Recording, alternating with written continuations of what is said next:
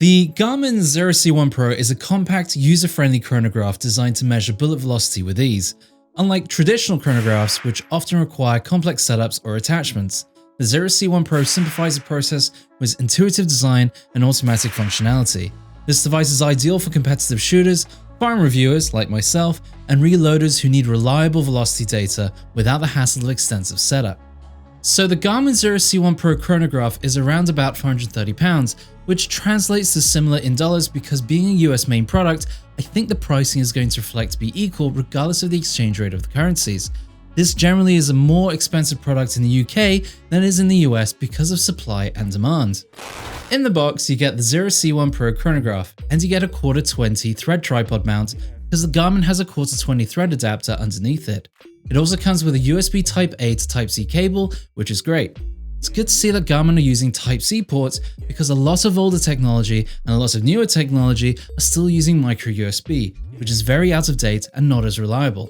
And of course, it comes with documentation such as the manual.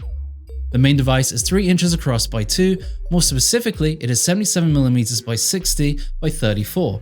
The weight without the tripod is 106 grams, and the weight with the tripod is 161 grams. One thing that's super important, considering that this is an outdoor product, it says water rated to IPX7, which is really good. It means that it will deal with dust and water really well, especially in heavy rainstorms. Although I can't imagine anyone wanting to do load testing in that kind of weather, it's just good to know.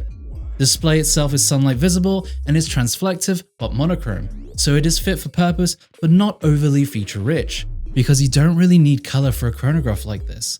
Display size is 1.3 inches by 1.7, so it's quite small, but is easily readable because it's a 240 by 320 pixel display. The battery is non-removable, which some people might have an issue with, but is an internal lithium-ion battery, which has a battery life of said to be 6 hours. I've had it last longer than 6 hours though.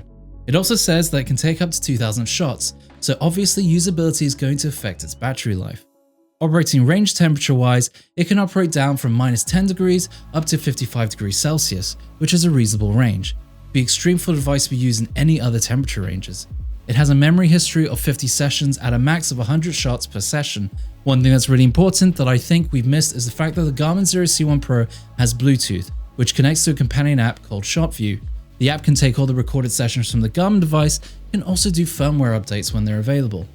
It's really nice to see that because it allows you to look at the data that you've recorded from the device on your phone instead of looking at the device itself, which is great. I think the biggest difference between the Garmin Xero C1 Pro and other devices is how simple it is to use. You don't need a degree or need to even read the manual to understand the basics of the Garmin. In fact, there are certain key elements of the Garmin where it provides you with a diagram as you're setting it up, or making use of it without looking at the manual, which makes it very idiot-friendly. Most people like to throw the manual on the floor or leave it as firewood because a lot of people just expect a device to tell them how to do things or what to do, which is what the Garmin does really well. From the second that you pick up the Garmin, turn it on, it has a very simplified menu. As you go to a new session and continue to recording, it does run through step by step of the different settings that it wants to verify with you and leads to a diagram where it shows you where to put the device, and where you place it, it will start recording, which is great. It's very idiot friendly, which is great, and I think that's something that other devices don't have because they either need you to set them up appropriately and to give them a prompt, or they require you to attach it to a rifle itself, like the MagnetoSpeed, which is a fin that literally attaches to the end of your rifle. One thing that is really good about the Garmin, not only by its compactness, is the fact that it's almost impossible for you to accidentally shoot it whilst testing, because it won't be anywhere in front of the muzzle of your rifle or handgun. In fact, there was a user who mentioned to me that even when shooting with a handgun, he just held the Garmin in his other hand next to the handgun he was testing, and it still recorded just fine. Obviously, there are variations in whether it gets a good measurement or not, depending on placement, but those deviations can be counterbalanced with multiple shots and then finding the average to calculate a more accurate shot from the loads that are being tested. The simplest thing about its compact design is the fact that it can fit in the pocket. It's very easy to stow away, it's very easy to bring along with you. It's the size of a GoPro, which is very good because all the other chronographs are large enough to have their own case, and the Garmin is its own case. It's tiny. In fact, even when transporting it with a tripod, it's tiny enough to go into a range bag, along with all the other necessities that you have for shooting. And honestly, it does put it leaps and bounds ahead of all the other chronographs. The only thing that is to be in question is how consistent and reliable it is in comparison when making readings.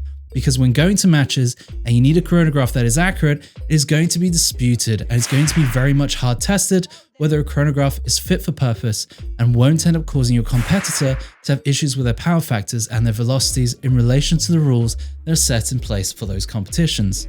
For me, using this chronograph was very simple to the point that I didn't even need to read the manual. I just turned it on, I went through the menu items, and I learned very quickly how this device is meant to be used. And that was before I even went to the range. Once I'd gone to the range, I just repeated those steps, and I was very happy to see that even though I had very little knowledge of how the device worked and if there are any caveats to where it could be placed, it was recording all my shots as expected. And I was able to get what I wanted very quickly without having to worry about technical expertise or setup. I personally use it for practical shooting, which is a series of shooting sports that require you to have your power factor measured, and that deals with not only scoring, but a minimum criteria that is set in the rules.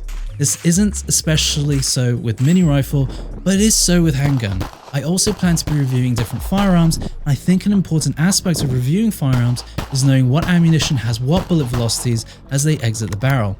So that's an important aspect and one of the reasons I bought the Garmin. One thing I think is very important is that the Garmin is very user-friendly, and I think that works with all aspects of shooting sports, whether it's the precision shooters, the PRS shooters, or practical shooters.